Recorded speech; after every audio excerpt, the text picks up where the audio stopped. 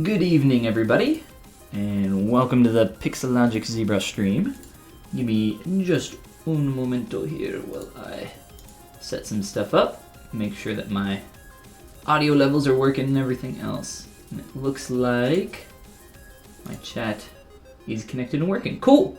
Well, welcome everybody. I'm Follygon, and tonight we're going to be sculpting this guy over here, what's his name? The Great Prince of the Forest, I think is what it is. It's Bambi's dad, essentially, from Bambi, obviously. One second, let me pull my chat back up. And my other image. I have a few other images over here on my other monitor that I've kind of pulled off of Google for a few different angles and references. A lot of them are very low resolution, but they'll get the job done. Been looking in at this guy's face over here from a different angle to get some proportional ideas. My photos are actually screwed up. I'm gonna try closing that and restarting it. What's going on, Peter? I'm gonna give some time for some people to jump in here and try to reopen my photos. I don't know if you guys on Windows 10, if anybody else has been having problems with the default Photos app, but it's been really finicky with me. I don't know what's going on. Come on, Windows. Figure your junk out. But yeah, Great Prince of the Forest. I just started sculpting him this morning on my stream, which is somewhere up here. It's just Twitch TV/Follygon with an underscore at the end of it. If you've been following along on my stream, then you've seen me work on this Dragon Boy over here. We've been working on this for the past few streams or so. And in our last stream, we set it up to make it print ready. So if you guys are interested in 3D printing and just getting some more information on how you can set up your files for 3D printing, definitely check out that stream. And that is uploaded on my YouTube channel. The concept artist is, I think, Taylor Fisher, if I'm remembering correctly. And if you're interested in checking out more of Taylor's work, you can look them up on ArtStation. They got a bunch of really awesome concepts up there. But that's enough about the dragon. We're going to be, again, working on Bambi's dad here. A lot different than a dragon. A little bit more docile. A little bit more, well, I was going to say more stoic, but maybe a dragon's a little bit more stoic. And I think the only other thing I'll shout out real quick here is, where is it? Right here. There should be, oh, I don't have a link because we're not on my stream. But if you go to gumroad.com/Follygon, that is my Gumroad where you can find some ZBrush tutorials, some courses, some brushes, materials, base meshes, and all sorts of other goodies. And I'd appreciate it greatly if you check that out. And with all that out of the way, let's go ahead and jump in here. So like I said, I have started this sculpt this morning. And then actually my pen stopped working and I was freaking out and I had to cut the stream a little bit early.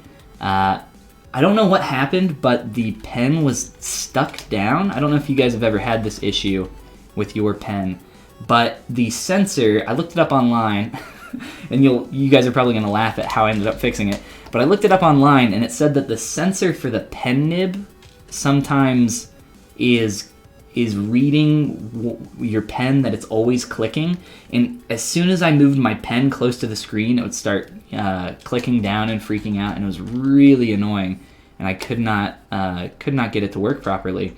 So I was looking it up online, and people said that was the issue, and the way you fix it, one guy said, you have to take the pen nib out and set it on its side and leave it for 24 hours. And I was like, I don't have time for that. And then somebody else said, take the pen nib out and then put it like 3 feet above the ground and drop it, and that'll recalibrate the sensor. I was like, all right, I can do that. So I just like took the pen nib out and slammed it on my desk and put the pen nib back in, and it was working. So if you guys are having troubles with your pen, apparently you just got to smack it. Apparently that does work sometimes with technology. Marcus, what's going on in my 2K? How you guys doing? Look like a Gumroad site. Is that yours? Yes, it is my Gumroad site. It's just gumroad.com/Follygon, or if you Google Follygon, you'll find all my stuff. Or if you go to my website as well, follygon.com, you'll find everything there. All the socials and whatnot. But yeah, again, I'm kind of just taking some time here in the beginning to reacclimate myself to this file, and there's a lot of stuff that I would like to start changing and tweaking here, but we're still definitely in the blockout phase. The last thing I think I started doing here was I split the face and I started creating these antlers up here. And what I'm talking about when I say I split the face is this portion up here. Let me turn that up a little bit. This portion up here along the mouth.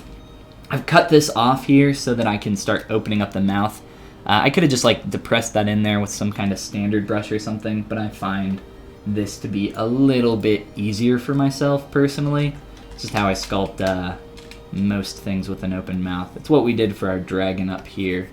We had two separate subtools, and then eventually we merged them together back at the corner of the mouth, which is exactly what we're gonna do here.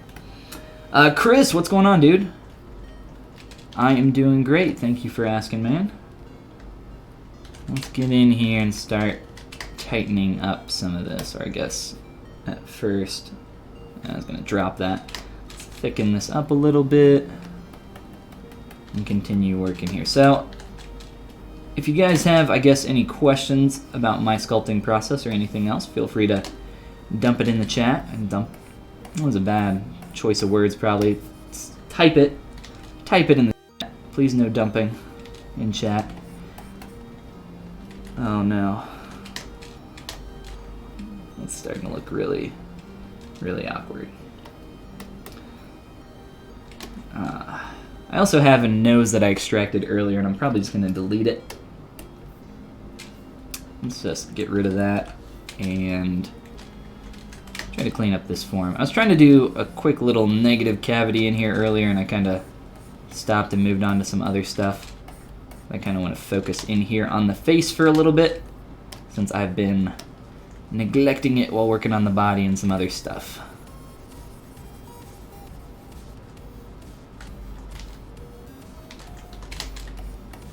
Alright, plane some of this out. He's got more of a square nose from what I've been noticing in all these images.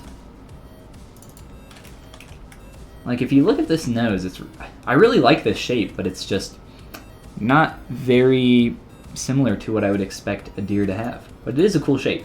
So we're going to try to capture this a little bit.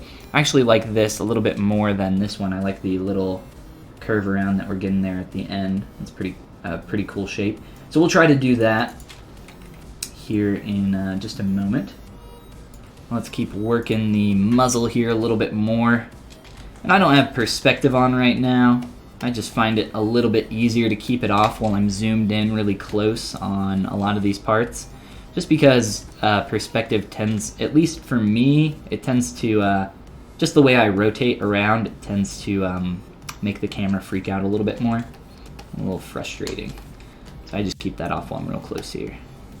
We'll turn it back on in a moment though. And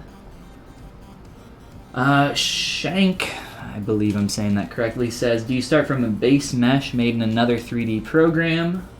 This was just made in ZBrush, so this just started off from spheres, one sphere for the head, and then I just kind of duplicated it. If you notice, all the names down here for all my subtools are PM 3D sphere, 12, 13, 8, 10, 5, 3, 4, right? So I just started with a sphere, and I just duplicate the sphere and move it around and push and pull stuff and duplicate and combine and all that good stuff. We'll be doing that some more here as I start to do more of these antler shapes. So you'll see some more examples of how I start forming a shape. So sometimes I'll use a sphere. It just kind of depends on what is needed for the shape.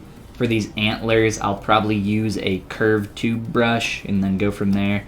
But for most stuff, I would say more often than not, I just grab a sphere and start pushing and pulling stuff around. Yeah, more of just morphing things up until I get it closer to what I'm looking for.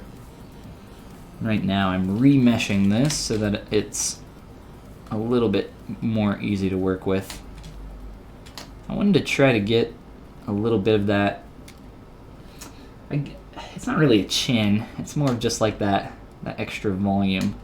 I don't I'd have to look at the skull for a deer to see if there actually is a bony protrusion there that like causes that shape. Really don't know.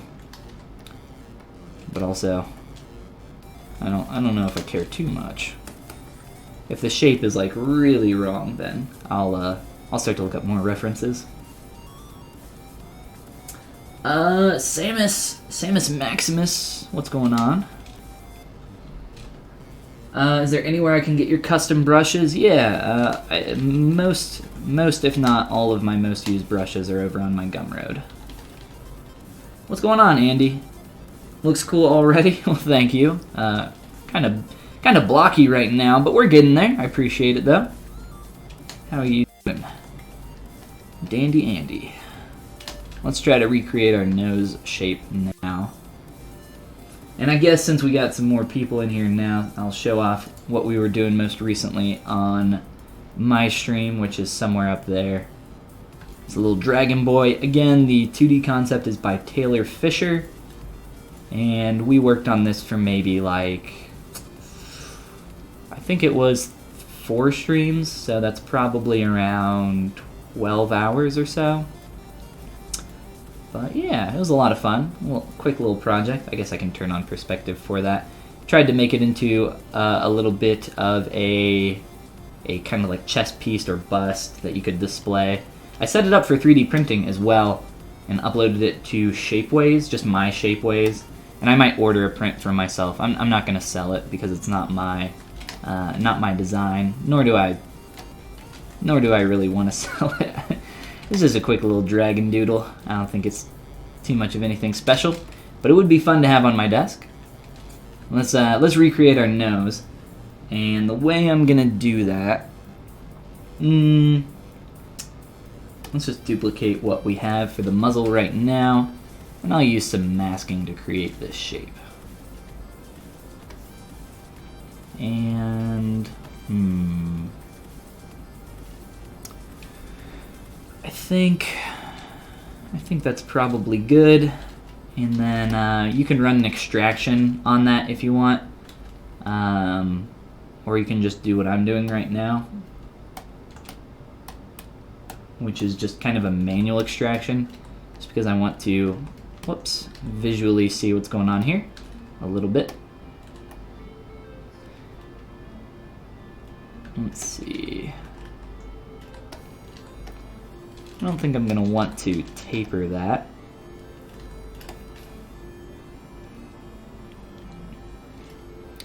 Something like that. I think maybe we're getting a little bit too much of that pull-in shape there, so let's go back to this guy over here. I think that's more, based on this angle, it feels more straight to me, so let's try to get that. And I will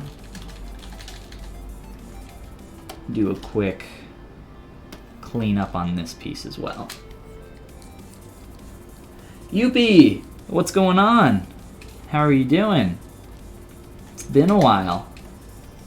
Haven't seen you on the stream. It's been a while since the last time I streamed on over on YouTube, I think. I don't remember the last time that was. Alright, let's clean this nose up real fast. Clean both of these pieces of geo up. Just trying to get something quick in here. So I'm just doing some really basic Z-remeshes. The main thing I want to do is widen this out in an attempt to get away from that tapered shape that I'm seeing. And maybe it's not as bad as I think, but I think kind of squaring this out will make this feel more like a deer. It was starting to look a little bit kind of like a greyhound earlier during the blockout phase. And I mean, that's okay. We were still kind of finding the shape, and we still are trying to find a lot of these shapes. Takes time for this stuff. You're not going to get it on, well, at least I don't get it on my first try. I take time to build up my forms.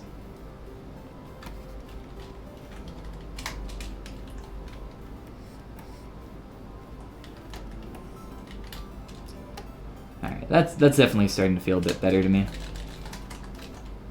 Do the same thing out here. Square this out some more. And then probably make that a little bit more thick. Maybe not. Looking at my other reference image, it's actually not super far off. Happy to watch. You've done so much since the beginning. Congrats. Thanks for all the time you give. Yeah, man. Thanks for always coming and hanging out. Appreciate it. Daniel, what's going on? The chat is working. I'm so happy. There's always a few problems with it, but it's working great today. All right. Continue to clean up our little nosy here.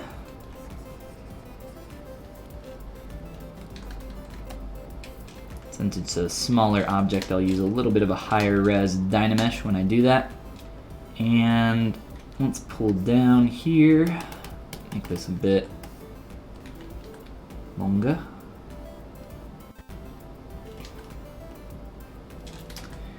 And then on my other reference, probably make it a little bit more narrow. We'll continue to shape that up. But I think this shape is just very interesting to me, and I would like to attempt to get something like that in there. We'll probably wait a little bit to get that in and continue to work up here on our face. I just noticed that I have a few things turned off. I started to place some eyeballs in there. We'll deal with that later after we continue to shape this up. We'll get into our ears and antlers here in just a moment, but let me do maybe actually a little bit more narrow. I'll play with that more later. Let's kind of look at how we're transitioning into our face. And let's see. Again, I have a bunch of other images over here. This one is a pretty decent reference just for the 3/4 view. This angle tends to give a lot of information if you're working off of a singular image. This is okay, but I can't see what the other side of the face is doing, so just having this silhouetted information here is very helpful with the cheek there. So I can start to shape that, I think, a little bit closer to what I'm seeing. As we start to turn here, this shape starts to pull in a little bit faster. So if I can start to get that, that'll be nice.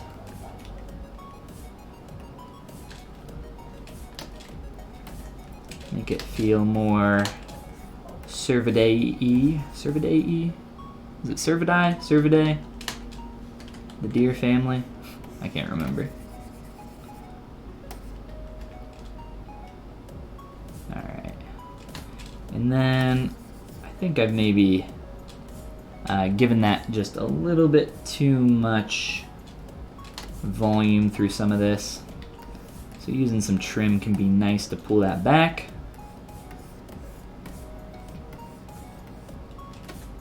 And let's see.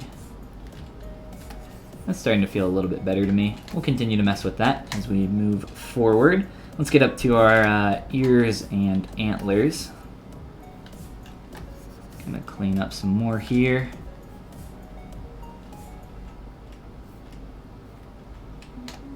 I think I could maybe pull some of that back a little bit too.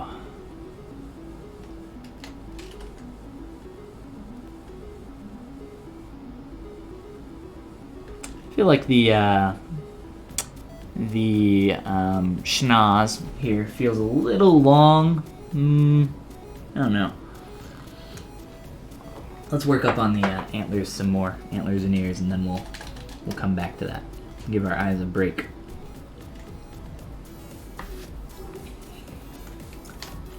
And we'll readjust our ears and start pulling these around.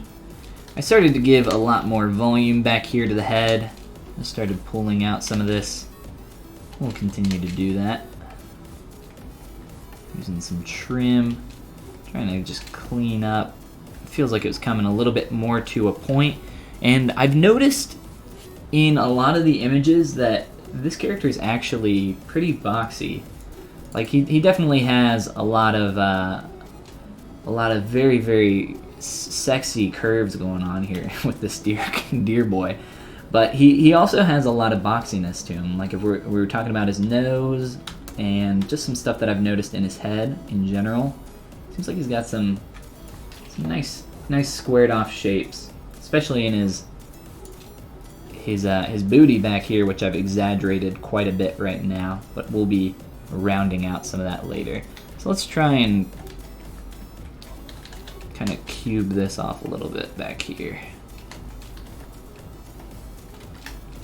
And then the way I have this neck set up, it's kind of like neck plus this fur tuft. And there's probably some additional volume that we can get in here. But for now, let's just try making sure that a lot of this is lining up properly. And I'll be merging this all together later. At least for now, I like to keep some of this stuff separated. I have individual control over each subtool, each little section here. So that allows me to be able to work on the neck easily by itself if I want to work on that without affecting the head. I'm not worried about blending the neck into the head. That's really simple to do. That takes, you know, seconds to do after I Dynamesh or Boolean and all that. What's harder though is as you're coming through here and sculpting and making changes, if you get further down the road and you get to a place where, oh, you know what, I do need to change the shape of this neck in some way. Well, it's a little bit harder to do that. Maybe you have some polygroups set up with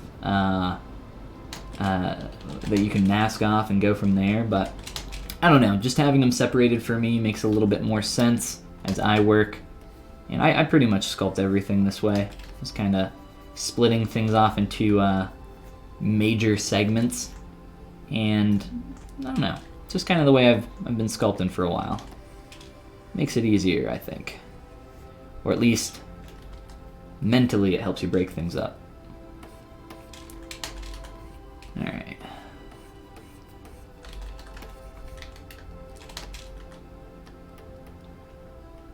Try to fit some of that a little bit more through there. And I can probably get some more volume up around there. Let's leave that though and turn our antlers and ears back on. I guess we also are gonna have to fix the placement for our eye. That's why I've kind of left them off so they don't distract me while I'm working on the face. But let's see here. In terms of placement, his from what I've been looking at for references for actual deer, the placement is a little bit different than what I'm seeing in the references for this character. So I think I'll probably stick closer to what I'm seeing in the concept because I want this to be as close to this IP as I can get it. So let's try focusing in on that a little bit. And I will be, so I've started shaping this antler. Same thing, right? It's all keratin or whatever. I've started shaping this antler using a curve tube snap brush, and I'll show you guys some more of that once we start to make some more of these segments here. But essentially that just looks like taking your curve tube snap brush, and we'll try to do, let's try to do this little extra segment coming up here. And after you draw out your curve, you can adjust it. But one of the things that I like to do for these types of shapes is go into your curve modifiers, size, curve fall off, and then you can adjust your curve so it goes from essentially large to small, and you can get that shape to taper, just like that. Nice and quick. And then we'll be merging that into this shape here, but at least let's, you know, finish lining that up and getting it into position. And another thing I typically do in these is I'll delete edge loops using the Z modeler brush to simplify the shape. It's because it's It's a little bit too complex. It's got a lot of extra wiggle and warble going on through there. So deleting some of those extra edge loops typically is pretty helpful. PA2 Patuta, maybe. Patuta, what's going on? Welcome to the stream. Alright, and now let's kind of get that to be a little bit more small. And I wonder, if we're looking at this dead on, do we want to be able to see that curve? I'm thinking that it's probably going to be in line with this, or at least pretty close.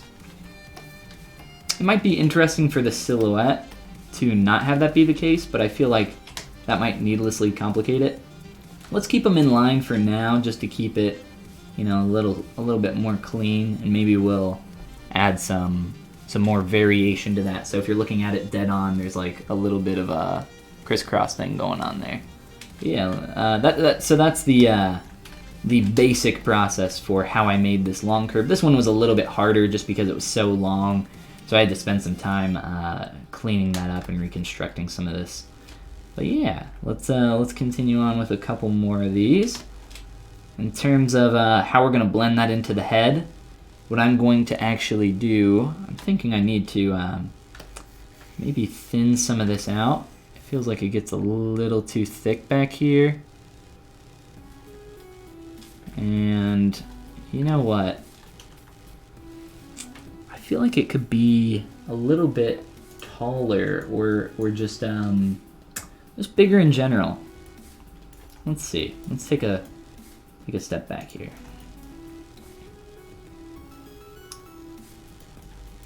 Let's go into transpose master really fast, and I'm just gonna scale both of those up. I'm feeling like they could go in all directions pretty well here.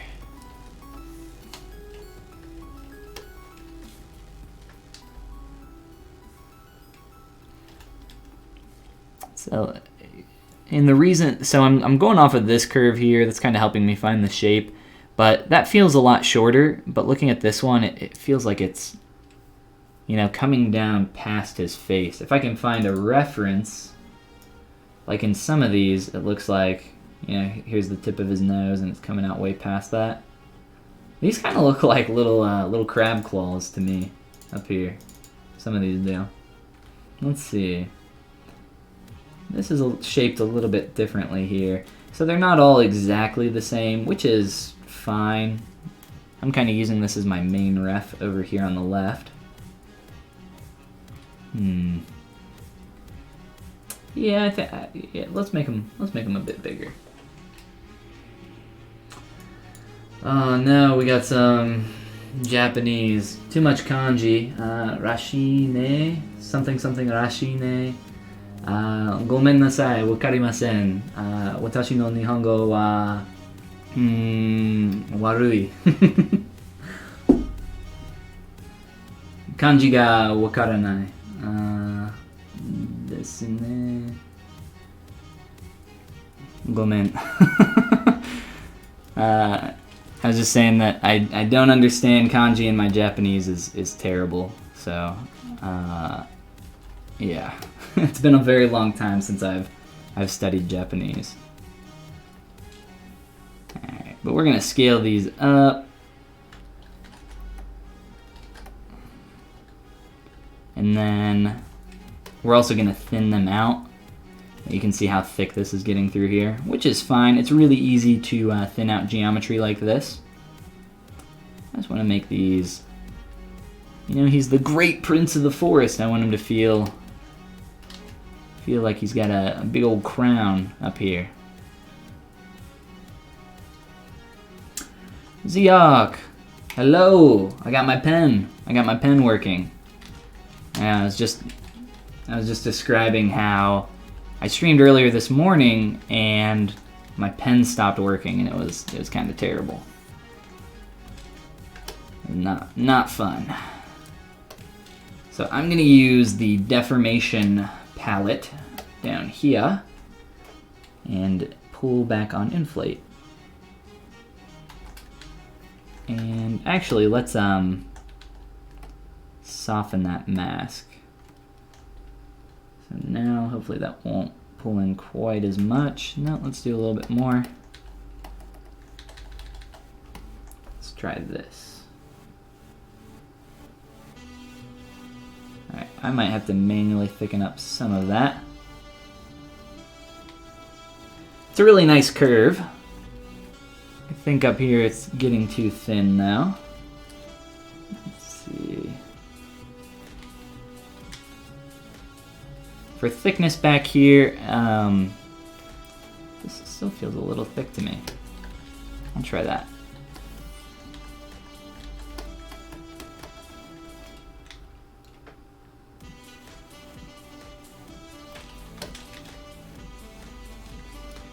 What are you? Go away. Alright.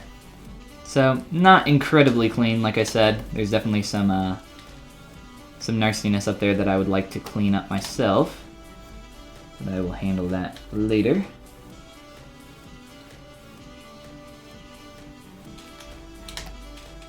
Whoa. Just exploded there.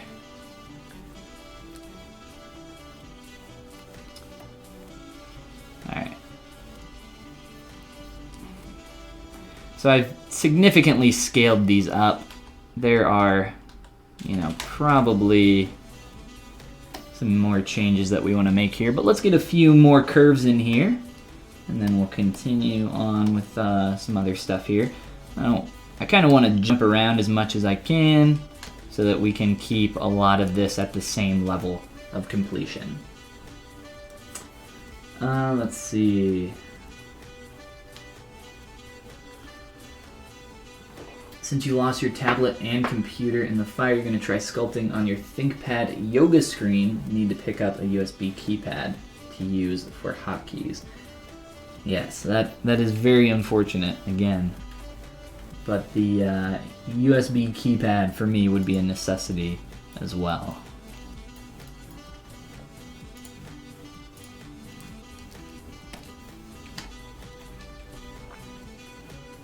ThinkPad yoga screen. I'm not actually sure what that is.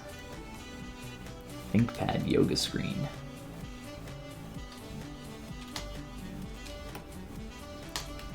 Alright, so a few more curves here. Again, I'm using the Curve Tube Snap.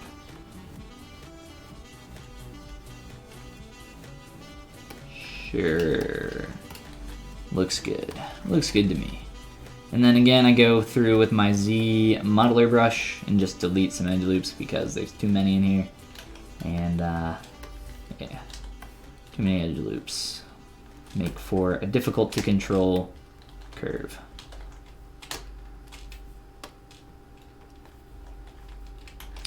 Well, there we go.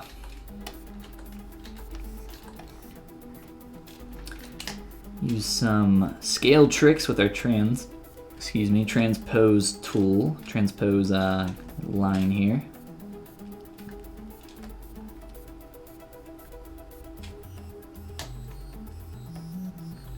Make sure that this is going the correct way. Get out of here.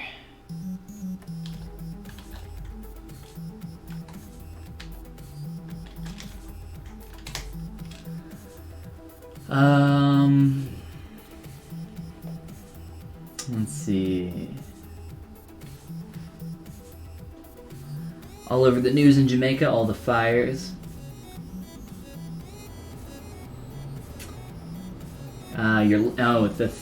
It's a laptop, I see. It came with a touchscreen with a Wacom digitizer and pen? I didn't know that was a thing. That's pretty cool. Huh. Macintosh, what's going on? Why did you use the Transpose Master to scale the subtool instead of using the regular scale tool? It's because there were two subtools and I didn't want to merge them together. I had this antler and this little curve that I had just made. So Transpose Master takes all your subtools and concatenates them so that you don't have to scale multiple things at once. It took 5 seconds. I mean, there's not a lot of geometry here, so I know it wouldn't be that big of a deal. So do it nice and quick and not have to do 2 operations, essentially.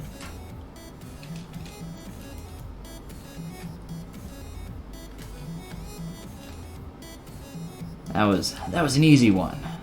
Come on, where are the hard ZBrush questions?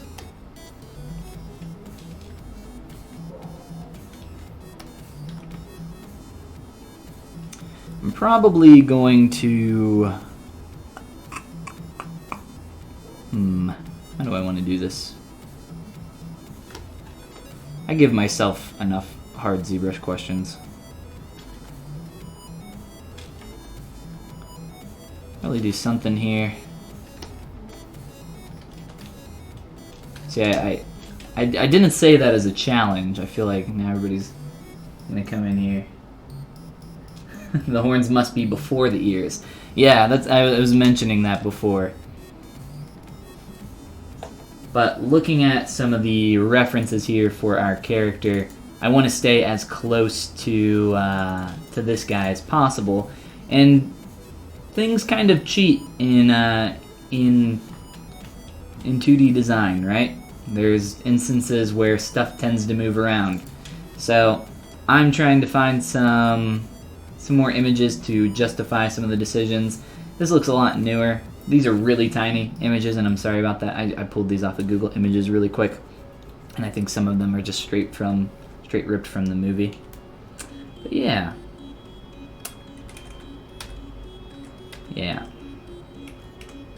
I sculpt what I see in the 2D design, and it might not be accurate to, a real deer, but that's okay. It wouldn't be too hard to move our curve, and we also need to actually move our ears back as well. So maybe we can justify it to be a little closer.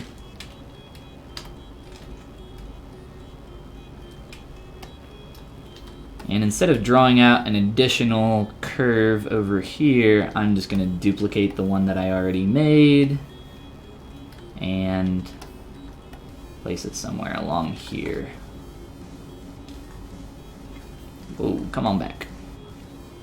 And we'll start to adjust these shapes some more as we go along. I think some of these could be a bit larger and inflated.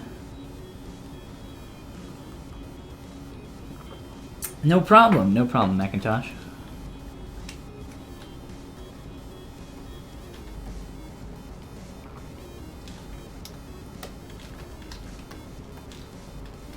I will probably merge these together a little bit earlier than some of the other ones. Let's try...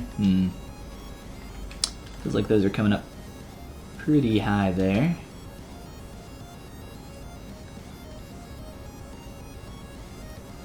I wonder. I feel like I want more of less of this kind of perpendicular to one antler here, and more of what I'm seeing happening here, where it's very much like roots almost, where these curves here are flowing with the initial one.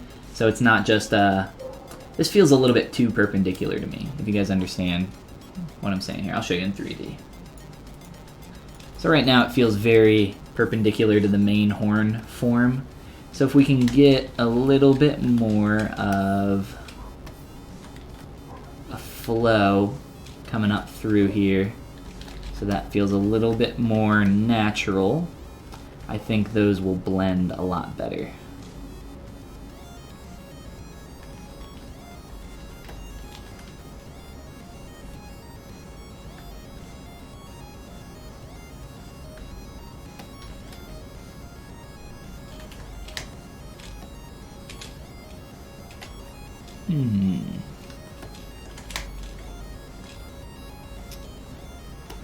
And we'll probably come back to these in a little bit. Let's see.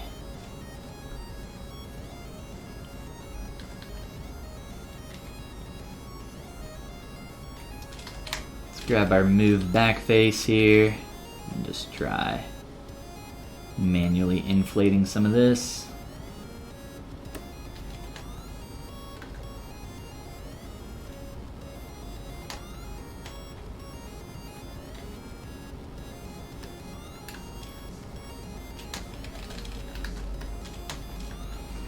And I would recommend for you guys, if you're struggling during the block out phase, really try to get a lot of those parts in there as quick as you can. Try to get a lot of that geometry in there, and don't worry so much about it being perfect. Instead, just worry about getting something in there, because once you're in that position where you have most of your pieces in here, like I do right now, you know, we're still missing some stuff with the eyes and the hooves and everything else down here, as well as our other antler, of course. But once you get to this stage, it's a lot easier to reference some of your geometry against other pieces.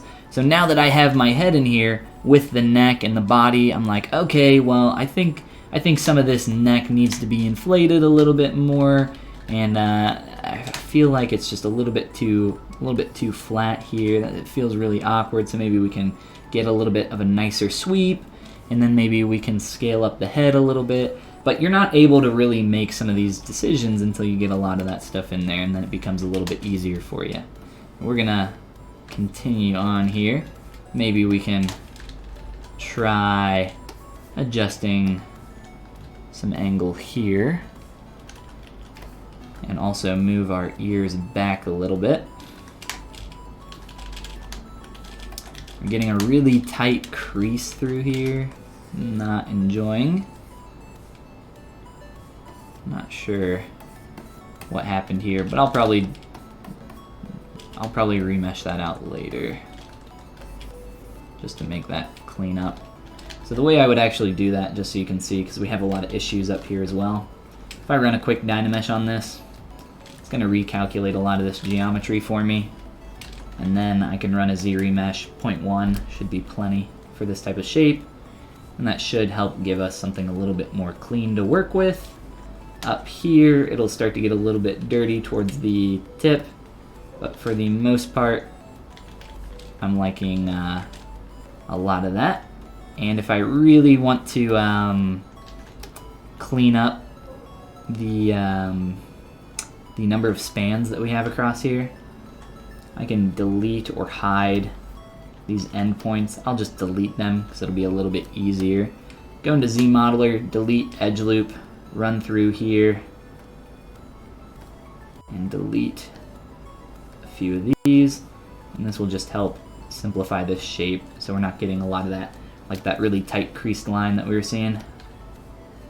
And now when I smooth that out, a lot more cylindrical. In some of these places it does get a little bit more thin, but move back face and we can start cleaning up some of that. And of course our tip up here is gone, so there's a few things that you could do here. You could close holes, or you can bridge the geometry. A lot of the time, you know, it just kind of depends on the situation. I'm going to just bridge these really quick, because it shouldn't take but a few clicks, and then it gives me a decent point up there. When you close holes, it's going to run triangles through all that, and triangles don't work super well with edge loop functionality in the ZModeler brush. So I try to avoid that as much as I can. Let's see.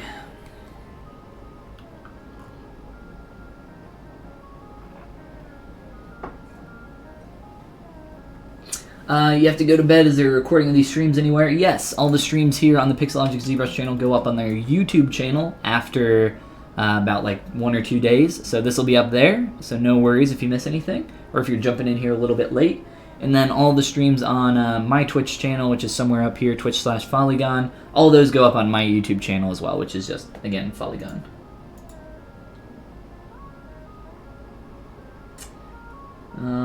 Let's see. What's up, Engine? Which version are you using? If you're talking about ZBrush, just the most recent, which is 2018.1. That looks like ZBrush 2018, but the transpose is old. Yeah, the transpose is old. I love the transpose tool. So many people pooping on the transpose. If you're using the 3D gizmo, you can just tap up here to get back to the transpose tool. H? I don't think that's the default shortcut. I think I set that. I think H actually pulls this little section up down here. Or maybe that's Control H. I don't use the default hotkeys, so I don't necessarily know a ton of them. I have a lot of custom stuff here set up.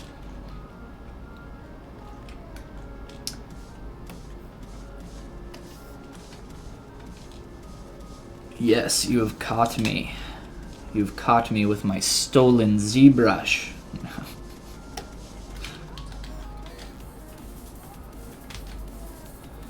I liked it. Man, this is getting a little bit too thin up there. I'm gonna leave that for now. We'll go back through and do some more inflating around there. But let's jump around, do some more passes on some more geo for the rest of this. Get down to our legs and our body and everything else. Start helping this curve. Right now, there's like this really thick buildup right here that I'm trying to pull back on, because I want this to be the place where there's a little bit more of a hit. It might be a little bit hard for you guys to see exactly what's going on with the surface, but you can maybe see it a little bit better in the negative, or if I do something like this. And if you don't know what a hit is, or essentially it's just where that point in the surface, whoa, come on back, where'd you go? A hit essentially is this point in the surface where it begins to turn. And an easier way to understand that would be if you have a cube here and you're looking at the silhouette, right? Make polymesh 3D, yes, there. The hit would just be that, that corner. It's that break in the silhouette. So it's really easy to find right on a cube, but on some other shape that's a little bit more complicated, it might be a little bit more difficult to find. And man, they are really, really important. They're one of those fundamentals of 3D character design. And the silhouette is, man, the silhouette's just everything for your character. If you don't have those basic shapes down, nothing you do. No amount of texturing, no amount of, materials or shaders that you add on there. What's the saying? You can't polish a turd. You can polish a turd, but it's not gonna look good, right? It's still gonna look like a turd.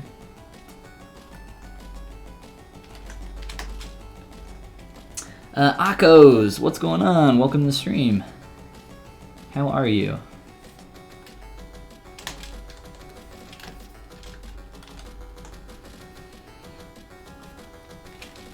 All right, and through the body back here, I've been playing around with where exactly I want his back to start transitioning, where I want that hit, right? That point in the silhouette where the form starts changing, which is essentially right here. I've been playing around with where I have that located, and depending on where I put that, it makes him feel a little bit more bulky.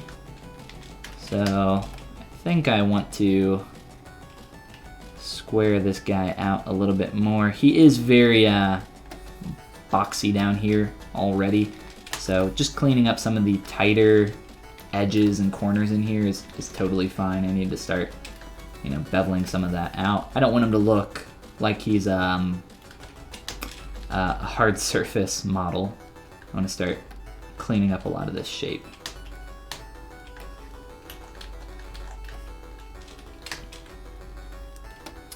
For our legs, I want to start putting in some hooves. And probably the way I'm gonna do that is, let's see. I've done this type of hoof before, and I think I'm just gonna put a cylinder down there for now, and then we'll take a look a little bit later at complicating that shape. But let's do a IMM primitive brush with a creased cylinder here. And get this in place.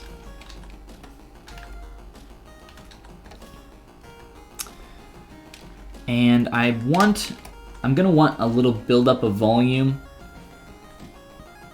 It's a little bit more apparent, I think, in the back leg. His front legs are pretty straight, and I'm gonna try to keep it that way because I've found in all the references of him that where his legs are bent, he doesn't feel quite as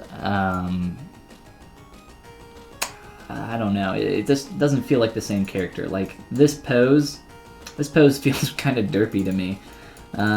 This one's a little bit better. I think even if we just have one leg straight, I think that's fine. But this still feels kind of derpy to me. But when he's got like these two front legs that are straight or even offset a little bit, like I kind of like this pose a little bit. But he just feels more stoic, right? More like the prince, the great prince of the forest or whatever. Leg bent, you know, I think is fine, but definitely one of these is going to be straight. So it's definitely more apparent in this back leg where these joints are happening. But up here, I'm going to have to inflate around these areas a little bit. You can see in the silhouette of the character how we're getting convex, concave, convex. So essentially the shape looks like this, right? That convexity that we're seeing here is like his thigh meat, essentially. And then we're coming down to this point here, which is just, you know, that second joint of the leg, which is, in the case of the back leg, I guess would be this one.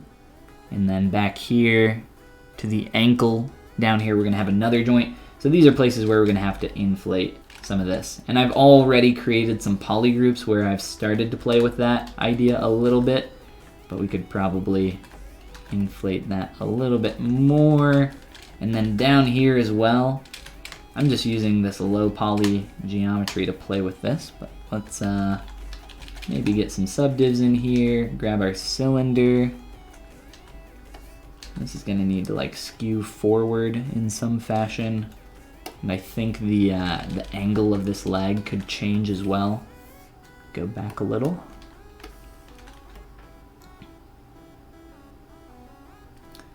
And these will probably, instead of being quite as straight as they are right now, these will probably be, you know, more towards the center. Try to get that angle a little bit more. I'm not sure if I need to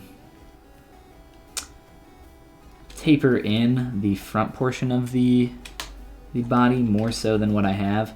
I've kind of started to do that if you look at the top view. In this shape, if we draw out a line and start to pull that in, the first place that hits, right here, that's the turn in the surface, right here. So I started to pull that in a little bit already, but I'm wondering if maybe I could do that a little bit more here, because it feels like, to me, like it's a little bit wide here towards the bottom, and these legs feel a lot closer in a lot of these images that I am looking at. So we can maybe start to trim that down a little bit here.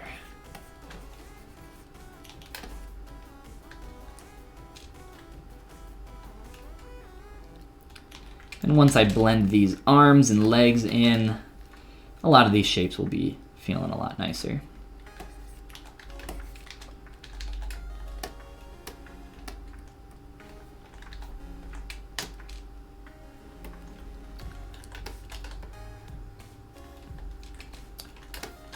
And let's see. So we want this narrowing right under the joint hit up here. And then it starts to widen out. This is definitely too thick here. And it's not really thinning out the way I need it to. Let's just run a deflate on this geometry. So negative inflate. Really give him some stick legs here, thin them out. And the taper's feeling a little bit better to me. We'll probably just move back face down here. And maybe just sculpt up some of this.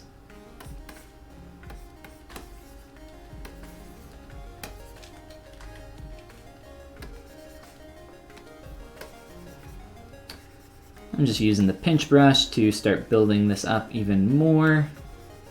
And it's creating a very tight transition. But I prefer to have that initially. And we'll kind of knock that back a little bit. Into our hoof shape. So let's see.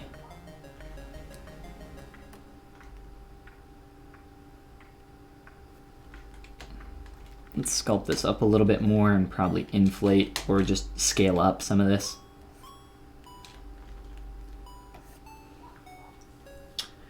Geo Gaming, welcome to the stream. How are you doing? Whoa, accidentally skipped through all my images there. Cannot zoom in. I've been having so much trouble with the default photo viewer here in Windows. I'm about to download PureRef, even though I've abstained for so long, sticking with the Spotlight tool in ZBrush, just because I like the shortcuts here in ZBrush, so I can keep it all native.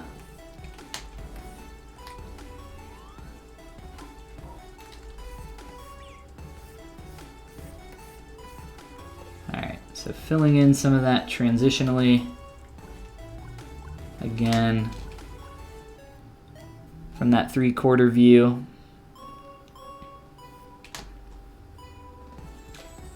I feel like we could take some of this back. Let's see.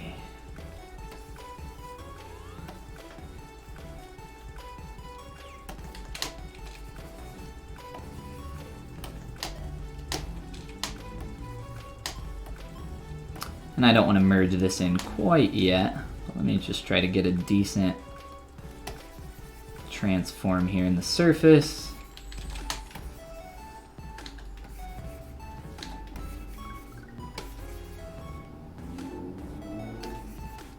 It's feeling a little bit better to me. And then I also want to, I think I want to thicken these legs up just a tad.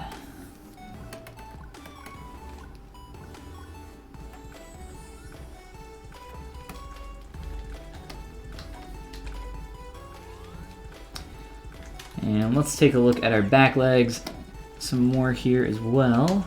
This is just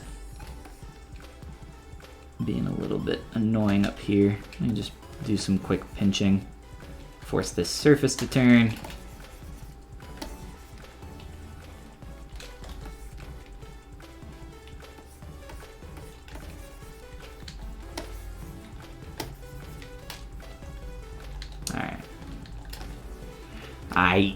We'll stick with that. Let's do some more tweaking back here because this is just a big old, I don't know, turkey leg or whatever back here.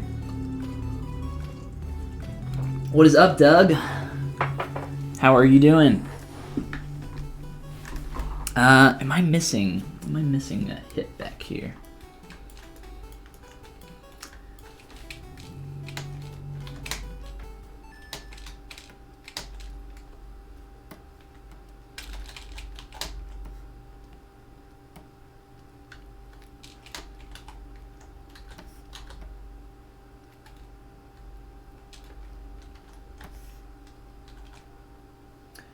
If I can rotate these out a bit more as well. We'll come back to those in a second. We have let our back legs look like garbage for too long.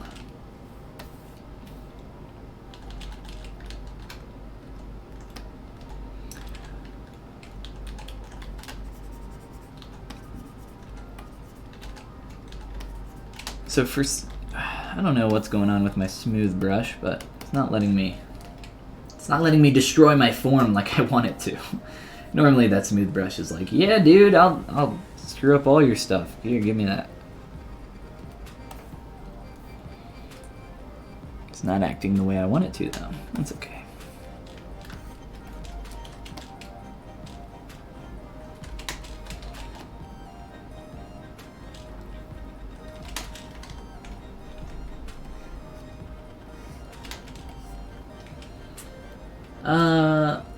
Everything is great for me now. Yeah, after After our stream this morning, my pen broke on me and I was freaking out and hoping that I could get it fixed. Apparently all I needed to do was smack it a few times, and that got it to work. This is the advice that I read on a Wacom forum, so it was official advice. It worked.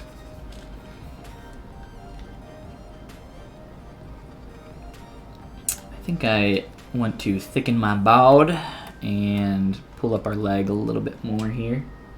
Get this hit a little bit closer to the body.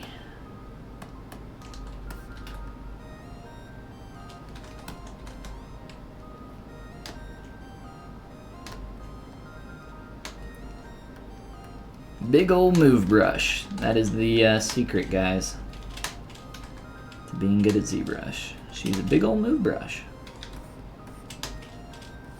That's how I got good at anything.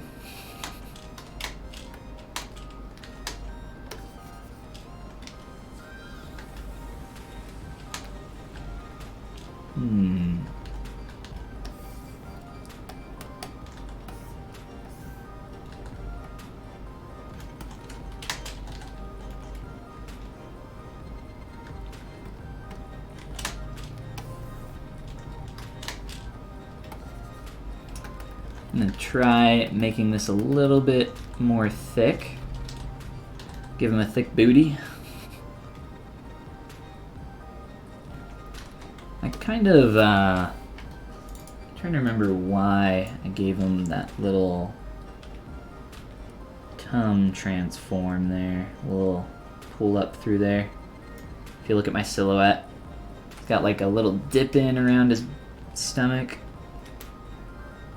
It's a little bit more flat in some of these images. I must have seen something that made me think that that was a good idea. I don't know. I don't know what I was thinking. We'll probably get rid of some of that.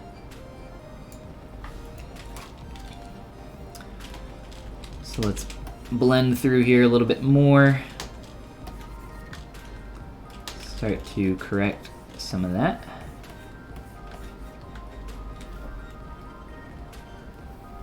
So a lot simpler, or more simple curve. I'm not sure if simpler is a word. A lot more simple curve instead of that extra negative that I had in there, that extra concavity. This feels a lot more clean to me. Let's see.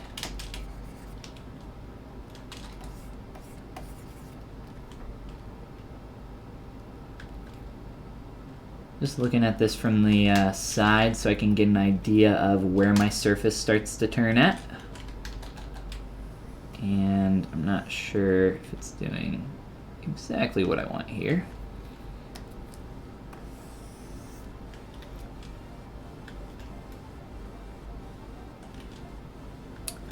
Try to square them out here a little bit.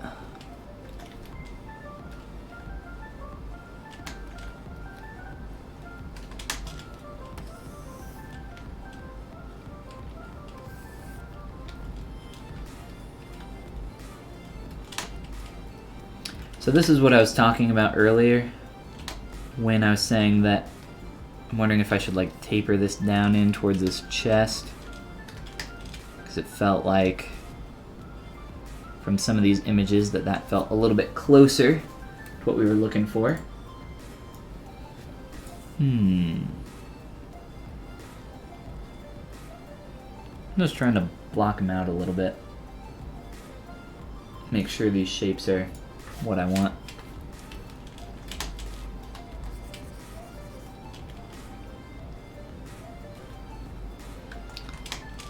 Let's pull out a little bit more here. Just square them off through the side here, and then we'll clean this up. So a lot of the time I'll use the pinch brush to start forcing the surface to change the direction that I want it to go. So this point here starts becoming light with that light in the way. This point here starts becoming that hit in the surface, and then I'll go through and start, cleaning that up to make that a little bit nicer through some of there, so we're not getting like these extra little concavities and stuff like that, and complicating the curve there of the bottom of the belly, or I guess just the belly, the bottom of his torso. And then I'll go through and, you know, start softening up some of these edges because they're still really tight. For the most part though, that pinch brush really starts to mess with your geometry, really starts to pull it super tight around a lot of these areas. I've started to clean it up, but maybe I have a little bit of a better example here. Through here a little bit as I've pinched up, it starts to pull in that geometry a little bit too tight. That's probably around the point where I start to remesh a piece of geometry, is when I'm starting to warp it so much that if I were to start sculpting over this, it's not going to be incredibly helpful. You can see just how tight that pinch is through there. So sculpting over that, normally, you know, I should be able to, you know, erase a lot of that curve, but because of that pinch, because of that additional pinching geometry, it really screws up stuff that you try to do later. That's about when I would like Dynamesh out some of that clumpiness, or whatever you want to call it, and then remesh from there. My tea's all cold. That's no good. Ugh. Pedro, what's up? Let's see. You have a friend at the studio. I don't know what the studio is. As an intern. Yesterday was his first day with ZBrush. He's gonna love this video. Awesome. Well, yeah, there's a ton of stuff on the Pixelogic ZBrush channel. And then there's a ton of stuff on my YouTube channel as well. But cool. Yeah, definitely hook them up. Casper Live, welcome to the stream. How are you doing?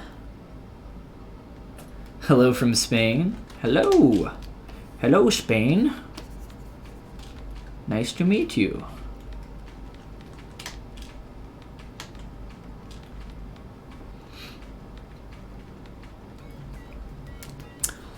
Okay, so here is the Earth.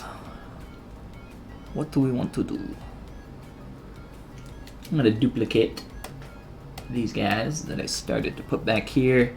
I'll show you how I would make, whoa, what's up? Why aren't you moving? There you go. I'll show you guys how I would, perfect derp, come on. How I would make that hoof shape, because getting that really tight crease in there, for some of that stuff can be really annoying, so I'll show you how I'd go about that. Huh, dear boy, you go up there. And we're gonna work on just a singular mesh, just one. Uno más. Okay. So I have a cylinder. Yeah, I guess I will keep this angle. So I could poly model that shape and manually put in creases. What I was actually thinking I was going to do was, I think I will actually poly model it since we haven't done too much with ZModeler. But the way I've done it in the past, I've done this shape before. I'm talking about these hooves down here. You start creating just one side of that mesh, and then you mirror it over to the other side, and it creates this really tight crease down the middle. I don't think that'll be necessary though. So let's just move some stuff around. Use our ZModeler brush. Add a crease edge here and here. And on the other side, please.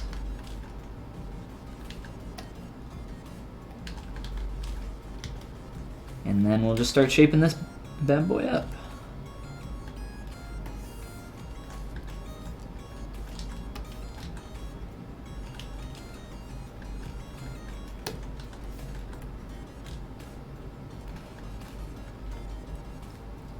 Let's see.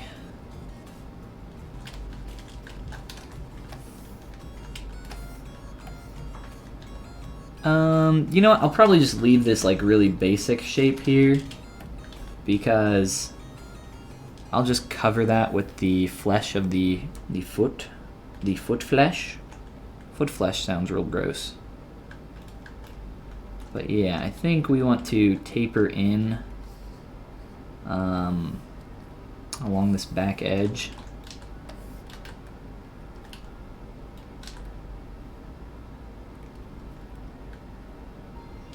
We can look up some references of some deer toes.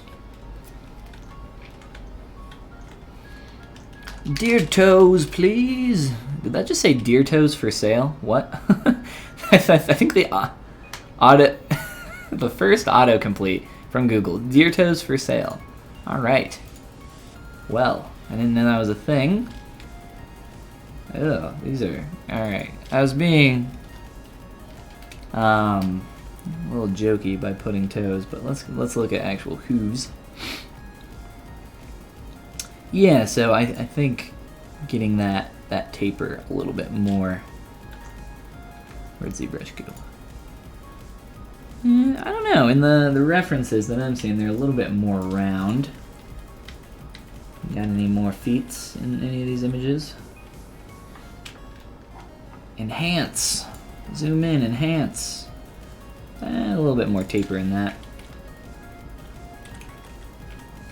Not too many images of this guy's feet. That's okay.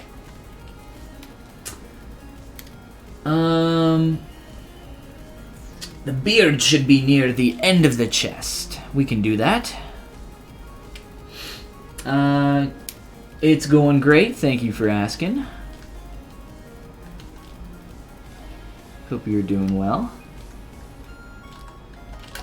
Alright, we'll get a little bit more taper. Taper.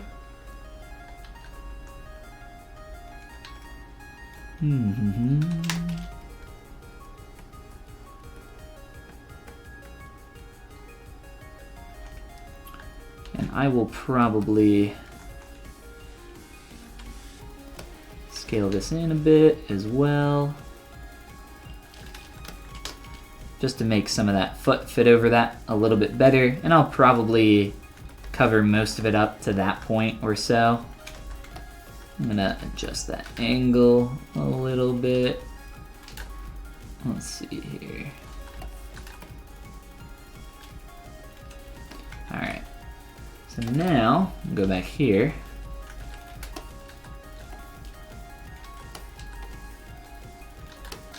Just move this into place. Turn off perspective. It'll be a lot easier to move and adjust.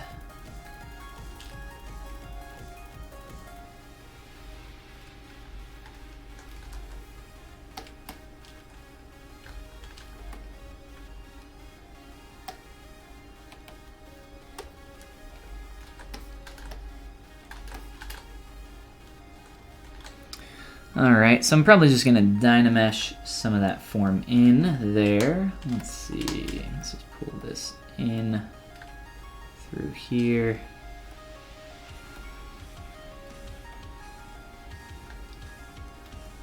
That's fine for now.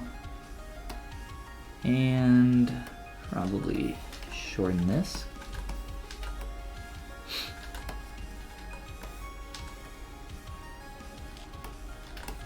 Let's just get that fitting a little bit better. Whoa, where'd you go? I'll start to change that. Let's merge this all together here.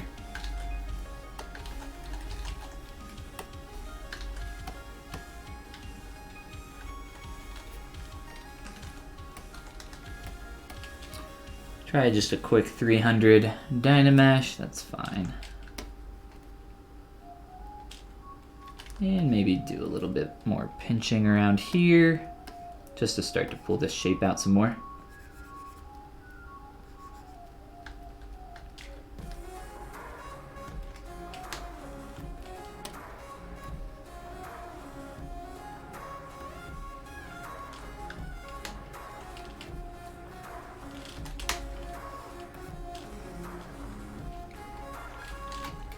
And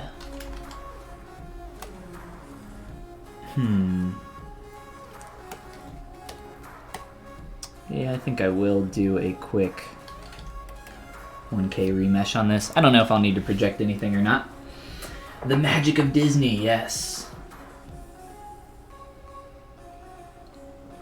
You're using Bambi's dad as a reference. Yeah, I can't. So in the movie Bambi, first of all, did you guys know that Bambi came out in 1942? Holy dirt! That's like, oh my gosh, that blows my freaking gourd. That's like 80 years ago. But I can't remember. Does Bambi's dad die at the beginning of the movie, or his mom dies? Right? Doesn't his mom die at the beginning, and then he finds his dad at the end of the movie? I can't remember. It's been so long since I have seen this movie. But yes, this is Bambi's dad, the great prince of the forest. So great, he abandoned his baby child.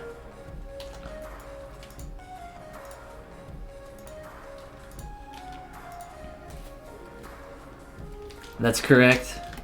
His mom dies. Yeah, that's what I thought. She gets shot by a hunter, doesn't she? What hunter shoots a doe? Come on. Unrealistic.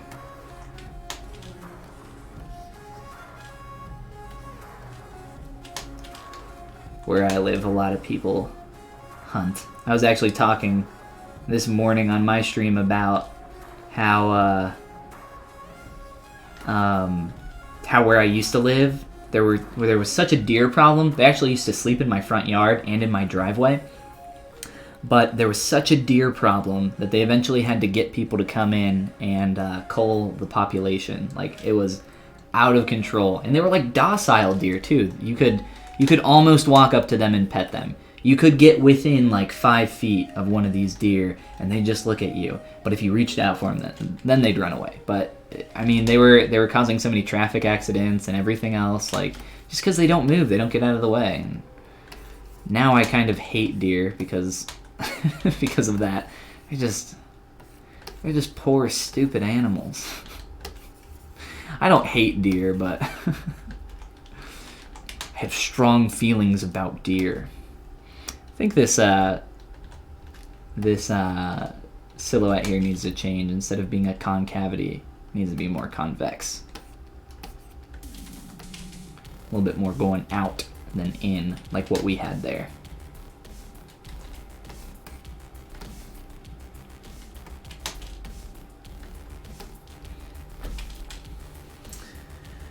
It's funny because they made a sequel during the big sequel run, and I think his dad was supposed to be in that.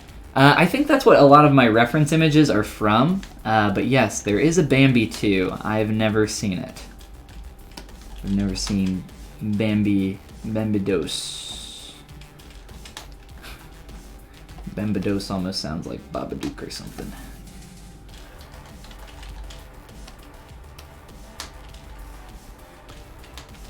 A little bit of a different movie. Alright, so I'm starting to change that up there. Let's look down here a little bit. Start to get some extra buildup of form.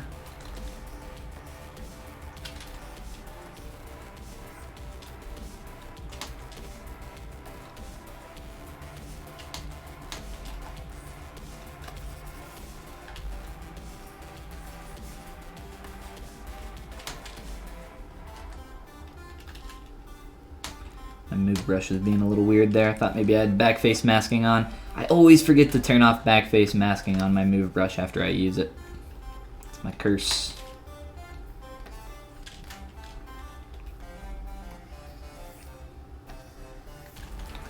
Why am I doing that? I might as well just try a quick point mask down here.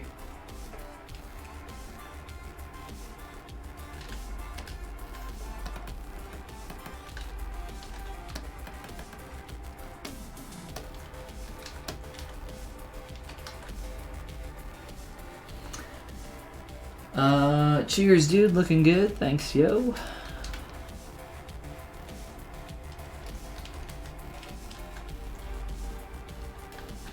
Alright. So, this angle in this hoof, first of all. needs to be scaled a little bit more appropriately.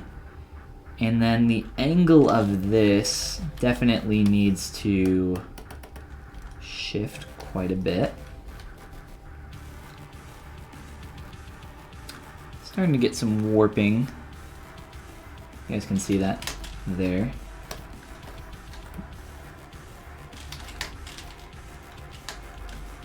Try to do this real quick. Quick fix.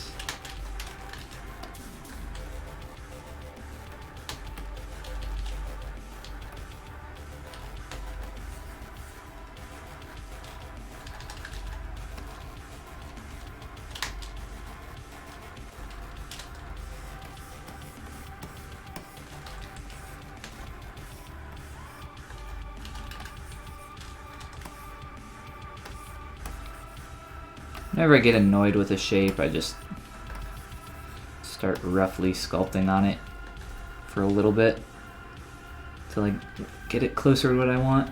I got too much junk on right now and it's kind of annoying me. There we go. Alright, let's try lining up our hoof.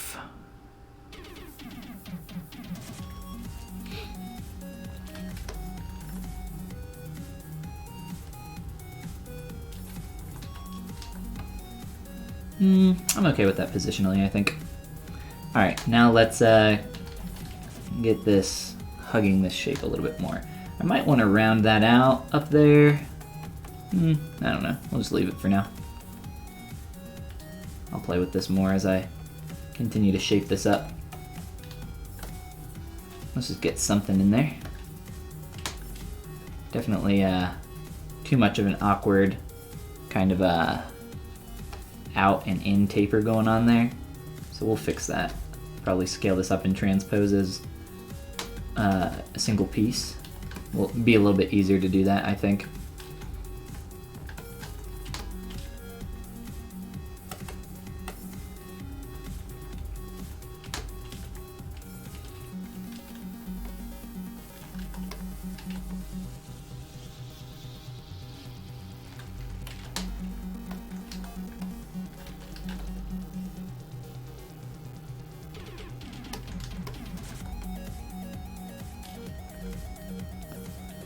And, oh man, here, let's clear this. By the way, the dragon up here, since I haven't mentioned in a while, and we probably got some new people hanging out, this is just a quick sculpt that we did over the past few streams over on my Twitch channel. It was a lot of fun. The original 2D concept we ended up straying from pretty far, but if you guys do want to check it out, it's by Taylor Fisher over on ArtStation. You can go check out some more of their work if you're looking for some cool dragons to sculpt.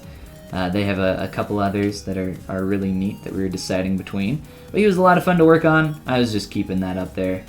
So some people that did see the beginning of that could see how it looks now compared to the way we started out, which is actually the same process for how we're starting out on this sculpt. Just starting off with spheres and then starting to block things out. We're definitely in that early stage of blocking out, which in my opinion is always the most difficult. It requires the most amount of mental concentration, at least from me. Once you start getting past this point, getting up into the like after you get the main shapes down, I don't know. I think it gets a lot easier. Not that stuff isn't difficult either, but still. Got a lot of pinching going on through there. Let's see. Let's return to our mouth for a little bit.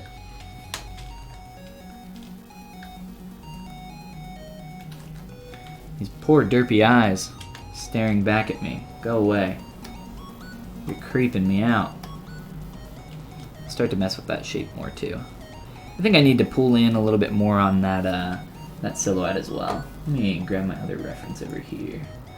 Let's see. Do you often sculpt without any 2D concept, or do you always search for something existing, or lots of ors? Or do you sometimes make your own concepts? I'm not a concept artist. I always say that I think concepting is something that's completely separate from the actual doing of the art. That's why it's its own position, its own job. You know, you can't just be a good artist and expect to become a concept artist.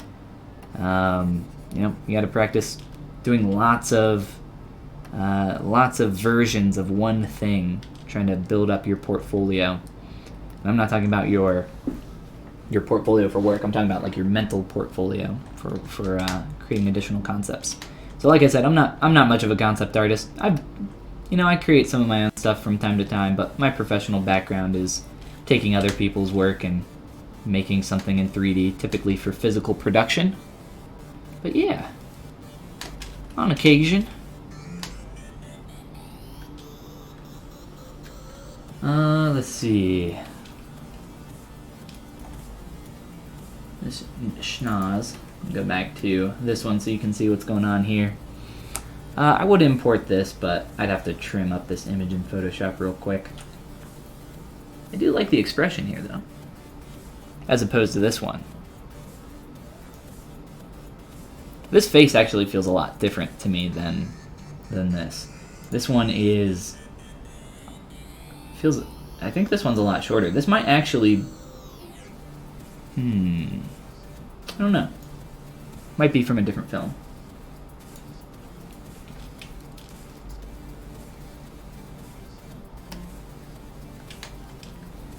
I'm gonna pull in along these cheeks though. Toggle off perspective. Quick mask or two.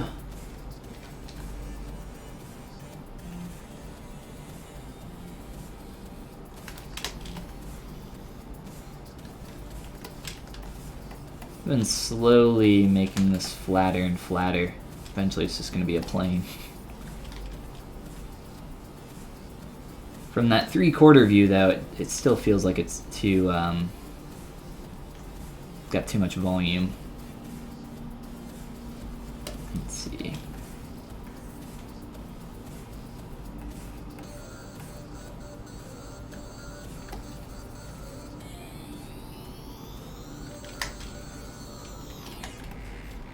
I'm definitely going to spend the most amount of time up here on the face. But I like to try to keep everything that I'm sculpting on at about the same level so I don't rush ahead and, you know, have this really well done foot and then don't pay attention to the rest of this. Or really sculpt up the face and then don't do anything for the body. That's no fun. Same thing like within the internal shapes of something. Like if you're sculpting a face and you start sculpting up the eyes or the nose or the ears, you don't want to just give your character a really nice, awesome nose and then still have just like planes over the eyes and the mouth and everything else. What I typically recommend, and this isn't like a hard rule that you need to go by, but what I try to do is I'll stick in one place for anywhere up to like maybe 15 minutes or so and then jump over to something else. Even if that's just like working on the side of the face and the overall profile, and then I jump over to the mouth here. Just try to jump around a lot. I don't know, I feel like that also helps you in cases where if you're working on something for a long time and then you just kind of get used to what you're making. I don't know if you guys have ever had that happen, but it happens to me all the time, to where you get kind of stuck where you're like, I can't tell what's wrong with this. I know something is off, but I'm having trouble seeing. And you get to that point where you need to take a little break. Just jumping around on your sculpt can help you have to do that less.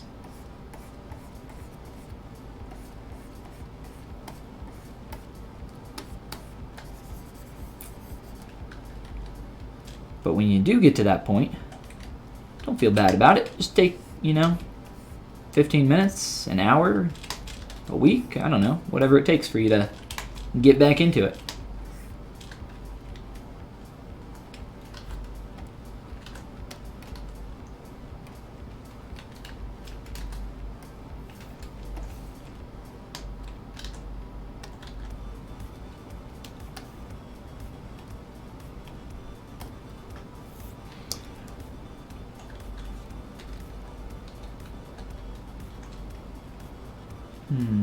Might have rounded that out a little bit too much.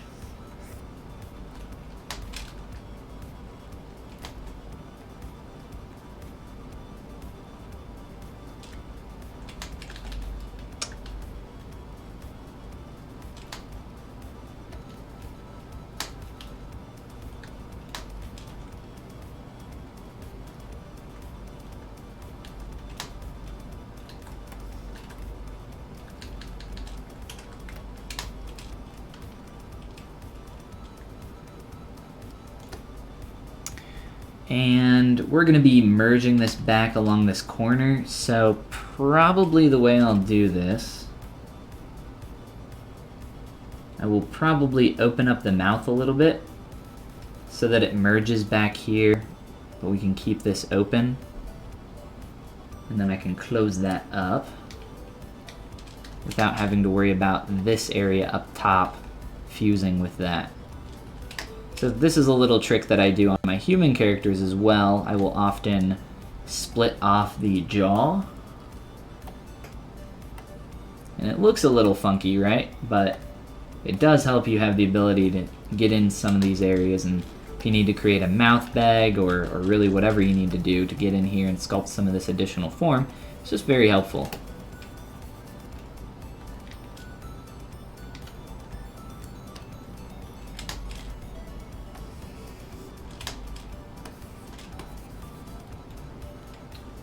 And I need to be keeping track of time. I think we've already gone for an hour and a half now. Jeez. Only got a half hour left. Oh no. Somebody remind me when we get closer to 8. So I gotta jump off here so Jose can get on.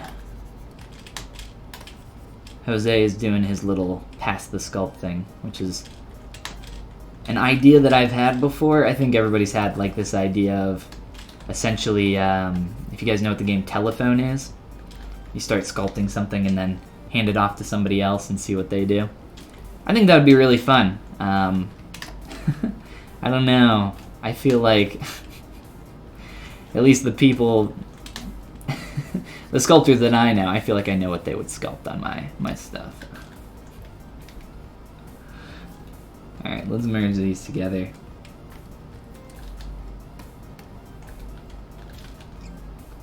And let's just see what that does there.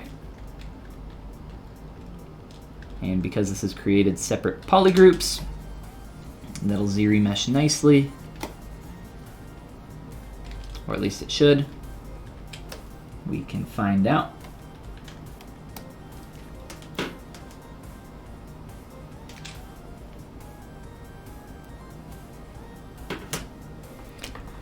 Z-remesh with keep groups essentially is something that I use to clean up my form quite often.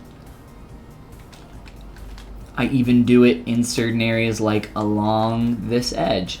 So I have polygrouped this piece of geometry along this edge and then Z-remeshed, and after Z-remeshing, what that has done is it's created a nice one clean edge loop. Some of the other parts here aren't quite as clean as I would like, but for automatic topology, that's pretty nice. That's pretty good. Hey, that's pretty good. And then we also have the ability, because they're polygroups, we can click and mask off some of this and be able to work off of that. So that's really nice.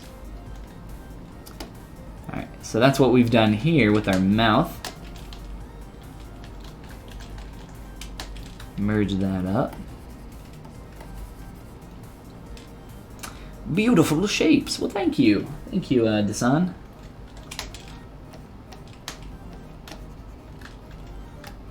They're a lot more clean now, but they're still not accurate, right? But they are getting there. We're headed in the right direction.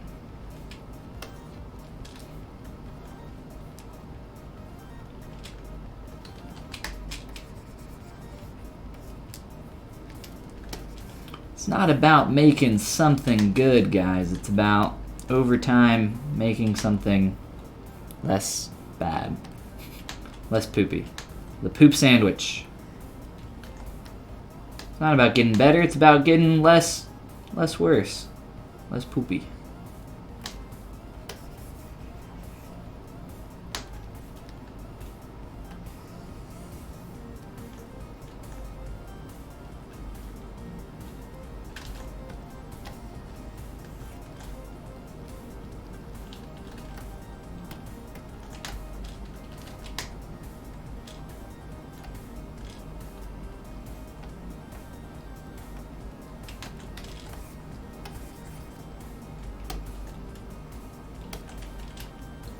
Alright, so now that's at a little bit of a better place where I can maybe start closing up part of the mouth and seeing how that fits in there and start playing with this, this silhouette a little bit more.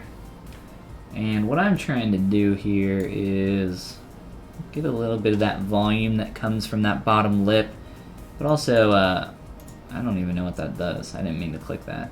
I guess you can like your photos on Windows, add to favorites. I don't know what the heck that even means. Apparently Windows has favorites, guys. Windows operating system is now Twitter. But, I'm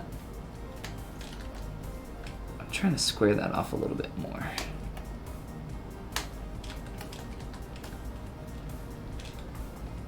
They're quite satisfying. Satisfying shapes. It's all about the silhouette, man. Focus on big, then medium, then small. What's wrong here? What's going on? There we go. One of these streams, I'll do some lesson on fundamentals and we can, or I'll make a video about it or something. But I think a lot of that stuff is glossed over for a lot of people. And really they are everything. I mean, nothing else really matters all that much. And just having language to be able to talk about those things is also really important.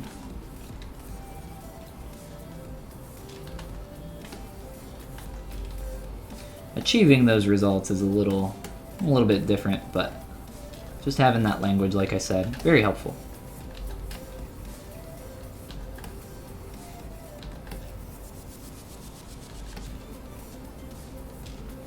And I try to bring up some of that stuff while I'm sculpting, like as much as I can, but having it all at once would be nice, I think. For those that are self-taught, it would be informative. Yeah, I think so. Well, I don't think there's very few places where you can get, I think, what I would consider a fairly comprehensive list of that information.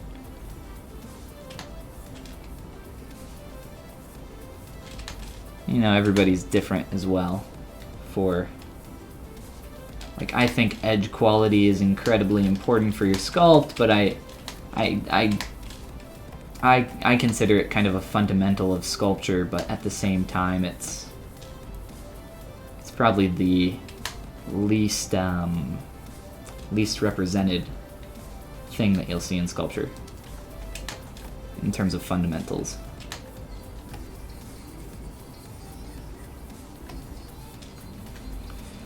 Alright, I think I'm going to actually put in some of the eye here because I'm having trouble figuring out the form around this eye socket here, and just getting some of that extra stuff in there will help me out.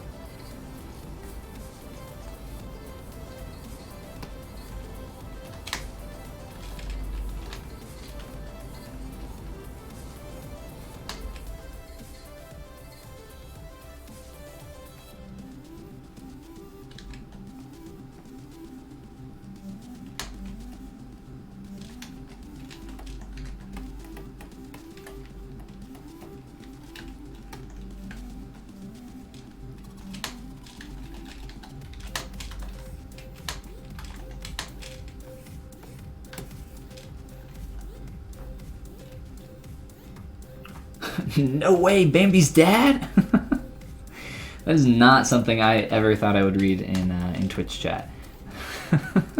Yes, Bambi's dad, the great prince of the forest. Or grown-up Bambi. Yeah, I'm pretty sure it's Bambi's dad. Good old Babby.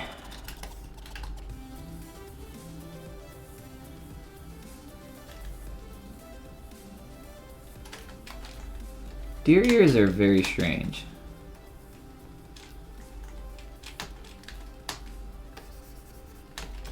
I haven't messed with these in a long time. But I want to mess with the eyes. I don't want to get distracted. Come here, eyeball.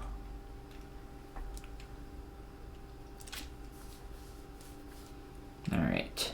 So...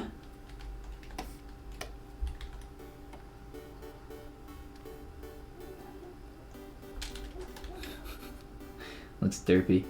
The way I'm gonna do this eyelid, I'm gonna do this kind of a... It's gonna slice it. I don't know if I should slice it though. Let me see here. Doesn't have much of an eyelid in this reference, does he? Definitely does there.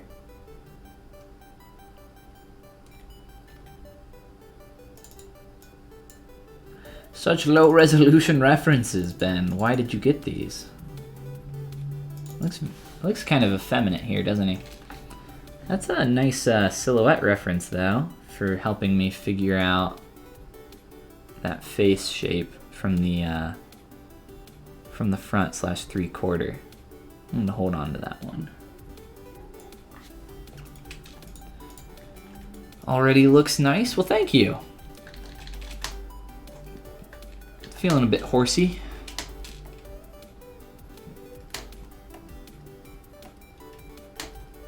Let's see. Horses and deer aren't too far from each other, but I think we're a little bit closer than we want to be.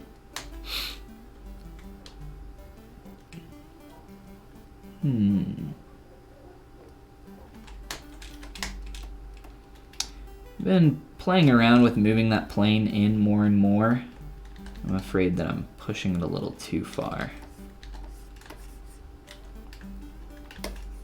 Again, I have these like really tight creases in here, but planing stuff out like that helps me figure out my shapes a little bit better.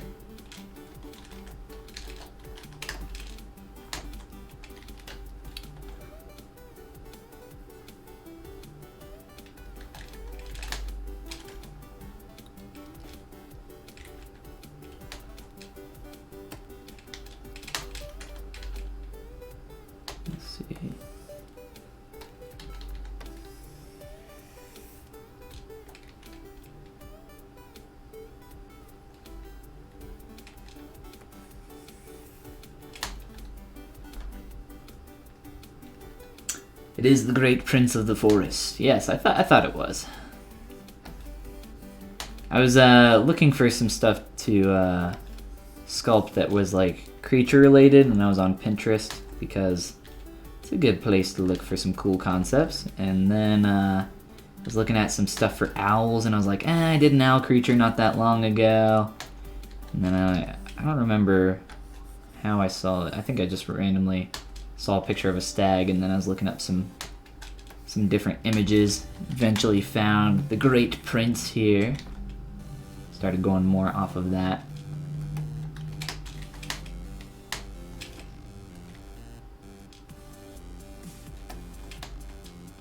Alright, so for this eye, let's see.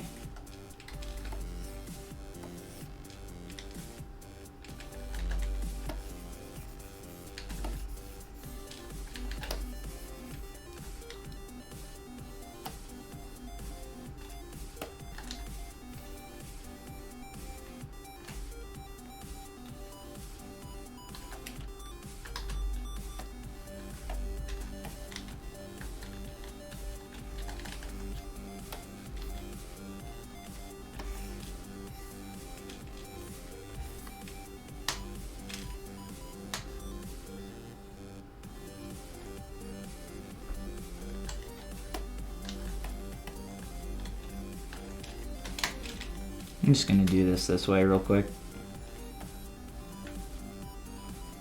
And doesn't have much of a bottom lid to speak for, does he? But oh well.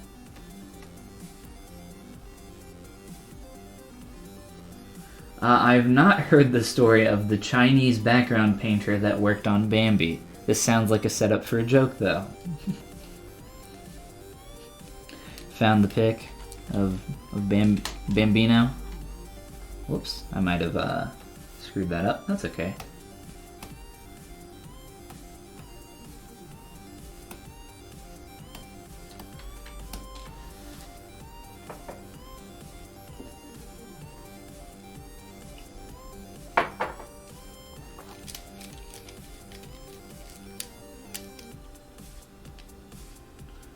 I should just throw a curve in here because this is being stupid. I don't know why it's trying to close holes on this. It should not be trying to close holes. Here.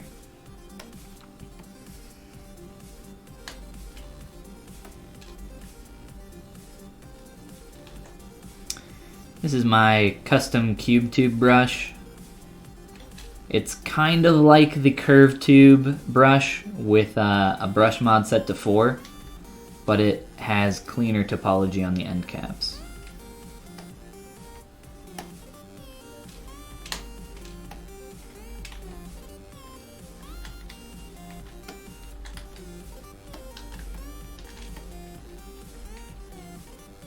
A bit of animation history. I will look it up.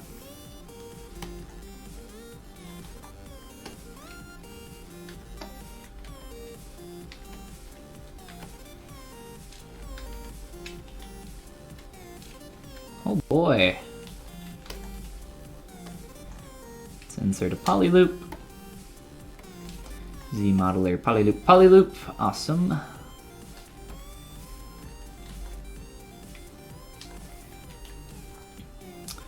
Cannot see anything from this angle.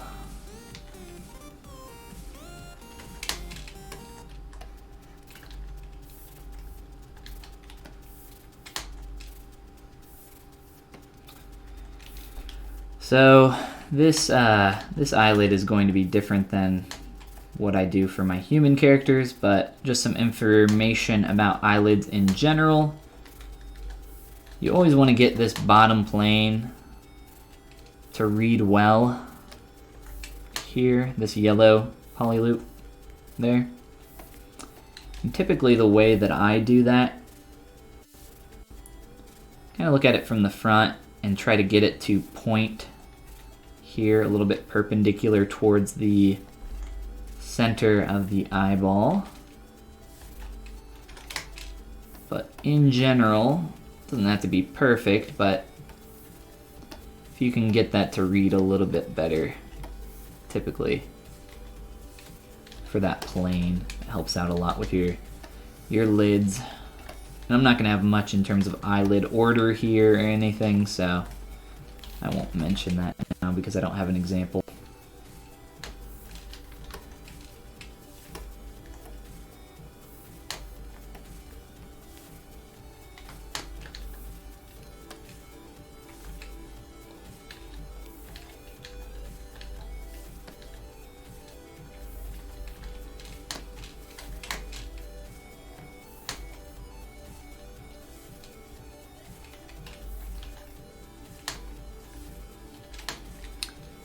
There's a lot going on here, but the shape is not where we want yet. That's okay. Let me see here. Start pulling some stuff around. Let's see. I'm gonna probably make a little cavity for our eye as well. Might not be able to get to it today, since we're almost out of time. I swear these streams always go by so quick.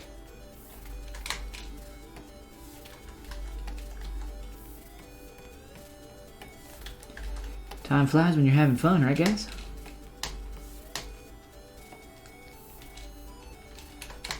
Why isn't anybody agreeing in chat? Come on guys, aren't you? Isn't this just such a blast sitting here poly modeling an eyelid?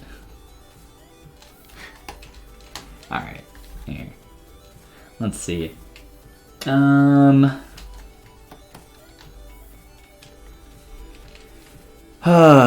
We got a lot more to do, but we are pretty much out of time here. So if you guys have any last minute questions, please type them in chat now. We got about 10 minutes or so here left, so I'm just gonna spend that time, jump around my model and clean up little things that I'm seeing that I haven't tweaked for quite a while here, like our tail and some other stuff. Maybe we'll give him the cute little Cute little X butt.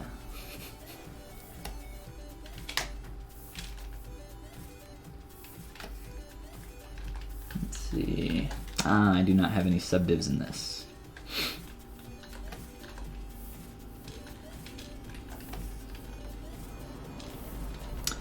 I guess up would mean he's probably scared, right? Or he's on watch. And a lot of these images that I've found of this character, his tail just isn't present. And I mean, they've obviously done that on purpose, but I wonder if they think it makes him look a little bit more feminine. Like, there's like a profile of him, the silhouette here, and you can't really see his tail at all. And they've kind of like squared out his butt, which is kind of a nice shape. I was kind of going off of here in some of these other images for the arch of his back to try to get that a little bit higher up through here. Again, that's where that hit is taking place. And I've played around with sliding that around forward and back. Oh, we just crashed. Wow. I just tried to rotate something. Well, it's fine. We'll get a quick save. And then hop back in here really fast. Maybe we didn't. We'll see. We should have got a recovered Z tool. Shouldn't be that big of a deal. There's a dead deer. That's great. That's fantastic.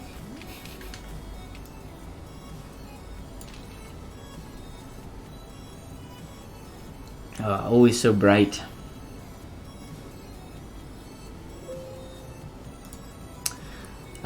We did get a recovered tool, so that's great.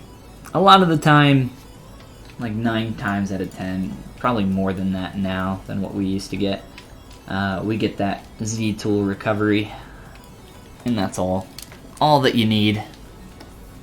Unless you're working on a project file, which I'm not sure why you would. The only reason I ever work with ZBrush projects is to save undo history. That's the only reason why I use project files. If you're using a ZBrush project file and you're saving that way, and you don't know why you're saving that way, if you are saving your files up here, file save as, and you don't know why you're doing it, you're just saving your file, it's bad. A slap on the wrist. Don't do that. Save over here with your Z tools. It'll cut your file size like into 1/10 of the size and be exactly the same. My custom menu is gone. Why? Why is my custom menu gone? Okay. I slap you on the wrist through the internet. Don't do that.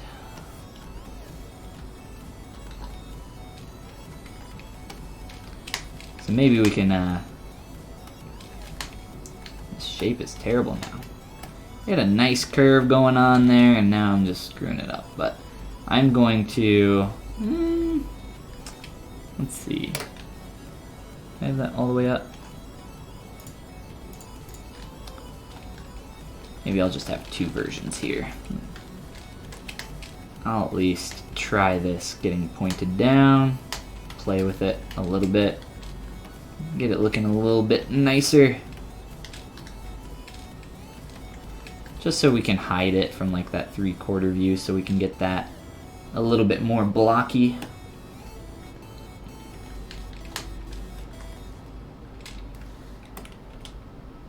I don't think it really messes up the silhouette too much. I don't know though. We'll play around with it, as well as many other things as we continue working on this character.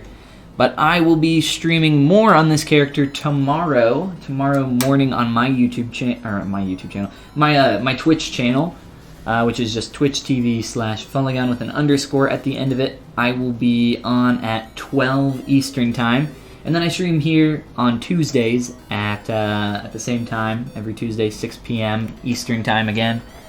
And every day on my channel at noon Eastern. But, let's see, I don't think we have any additional questions. So, after me at do I have the schedule here? Yes, I do. Jose's up next. He's going to be on in an hour after I jump off here. So be on the lookout for that. That's going to be a lot of fun. He's doing Past the Sculpt. I'm going to be checking that out to see what he's working on. But I'm excited to see that. Jose's an awesome guy. Great sculptor. Ugh, got all sorts of junk on this Cintiq. And yeah, I think that's everything. I'll shout out my Gumroad really quick here at the end, which is just Gumroad/Follygon, or just Google Follygon and you'll probably find it. I have a quick start course. I have some stuff for intermediate people. I have a course for more advanced people. And then I have base meshes, brushes, materials, all sorts of stuff that I use here in ZBrush in my own setup. But yeah, check it out. I would greatly appreciate it. And if you are popping in here at the end of the stream, the Pixelogic YouTube channel is where you can find this in probably a day or two, so you won't miss anything there. But that's going to be all for tonight. Thank you guys so much for coming and hanging out, and I hope to see you here on my Pixelogic ZBrush stream next Tuesday, or over on my own Twitch channel sometime. So I'll see you guys. Again, have a great night, and thanks for coming. See you, gang.